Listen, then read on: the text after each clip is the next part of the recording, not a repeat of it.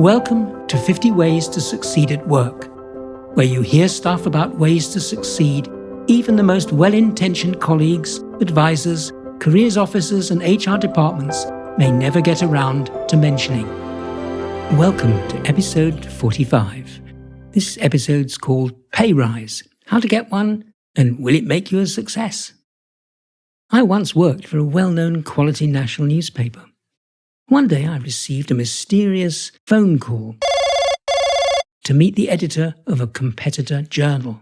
After some hilarious clandestine arrangements to protect our mutual identities, I was finally ushered into the great man's presence. It seemed he liked my writing and wanted to hire me for his more down-market tabloid. He offered an enticing salary, at least twice what I was earning. Well, I went away to think about it, though I never seriously considered accepting his offer, mainly because working for his low-quality publication hardly felt like a success. Still, I approached my existing editor in a jubilant mood. Wouldn't he now fully appreciate my value with an offer of twice my current wage on the table? I could surely extract a nice chunk of additional salary from him. I was shocked when he explained there was no way he could match the offer. He even hinted that anyway perhaps I should consider moving on from his paper. "It's a wonderful offer, Andrew," enthused my impressed editor. "I strongly recommend that you take it. Don't miss out on such a good opportunity." So much for my dream of a surefire pay rise. Your pay is only a crude way of keeping the score when it comes to success. How well you're doing in pay terms seldom says much about how successful you really are. Nor does your working pay connect to how much you deserve to be paid. It's got far more to do with market rates for your job and how hard it would be to replace you. Naturally, you think you need a pay rise. Prices are rising and seem destined to continue upwards for the foreseeable future. You work hard, and now you consider that it's time you were rewarded better for what you currently do.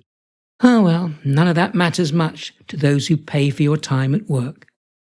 Most employers are annoyingly reluctant to offer pay rises. If you're about to leave, they might do so if you're hard to replace, or your performance is necessary to the work of a team, or your contribution can't be replicated with internal candidates. Success at work is therefore only partly based on pay. If you're in a sufficiently high pay bracket, though, this can feel like a success and look like that to outsiders. For example, when two managers of Marks & Spencer's hit the headlines in mid-2002, much was made of their respective salaries compared to the managing director. But pay simply doesn't always represent success.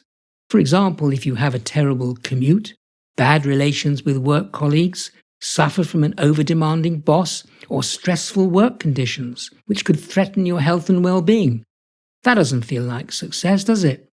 Still, at some point, perhaps quite soon after you've started work, you may wonder if you're underpaid relative to your talent. So what are the signs of being underpaid and the indications that you're not? Well, when you talk to recruitment agencies, do they say you're underpaid? And if they tell you about other local jobs with similar responsibilities, are they paying a lot more than you're currently earning? You're probably not underpaid if they talk about jobs with pay much like you're earning now, but with worse travel and hours or fewer benefits. Next, check out the salary survey sites. Is the average pay for someone with your responsibilities and experience much higher than yours? If so, it's time to negotiate for a pay rise. In your current organization, you're also probably underpaid if others there do work similar to yours while being paid more. That's the experience of women generally at work for far too long. Another sign that you're not underpaid is if, for instance, you have practical knowledge, such as using statistics, but don't use that in your job.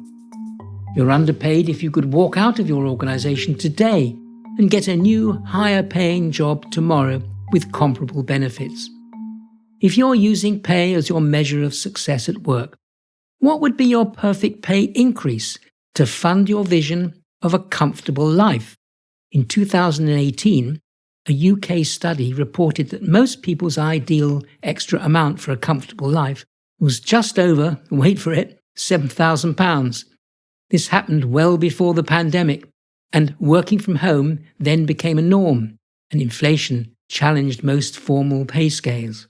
Much has changed and continues to change, making it hard to redefine success using just pay as the criteria.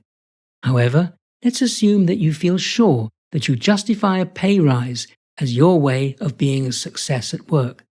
How do you rate your chances of winning a modest pay rise right now, let alone a whopping one such as that £7,000? If you consider your chances are good, how do you secure that pay rise? Here are some simple steps you can consider to give you the best chance of nailing that increase. First, know your worth. That sounds obvious, yet it's surprising how few people do their homework before plunging in and asking for more. Second, don't take your boss by surprise. Give a pre-warning that you want to discuss your pay. Make it personal by explaining your wish to talk face-to-face or via a video or phone call. Third, identify a suitable time to seek a pay increase. Sometimes there's a window for this, such as a general remuneration review, or your organization might be in the market for more people doing your sort of work. Fourth, once you've decided it's time for more pay, be sure to act on it soon. If you let time tick by without acting, it could mean you lose momentum. Previous doubts may crowd out more recent certainty, and consequently, you never make a move. Make sure your request is strategic. That is, you know how it relates to current organizational pressures, such as what's happening around pay and the organization's goals and values. Sixth, give thought to your boss's schedule. It's no time to mention pay when that person's heading home or in the middle of managing a crisis. Lastly, write a script setting out your case for a pay rise as part of your preparation. Doing this concentrates your mind on the arguments and the order in which it's best to present them. So, what action am I suggesting? Well, get specific about how you are defining success and whether your pay reflects that. Next, identify the evidence that you're underpaid and build your case for change. And thirdly, consider the timing and the best way of presenting your claim. And my takeaway from this? If payment is an essential measure of your success, know whether you are over or underpaid and plan what actions flow from that. You've been listening to an episode of Andrew's 50 Ways to Succeed at Work. For more episodes, subscribe free to my regular weekly podcasts. You can catch up on past ones at the 50ways.site, where you can also become a foundation member with access to e-learning units, transcripts, further reading links, and the forum, where you can ask questions, share problems, and join a growing community of people who seriously want to succeed at work. Thanks for listening, and bye for now until next week.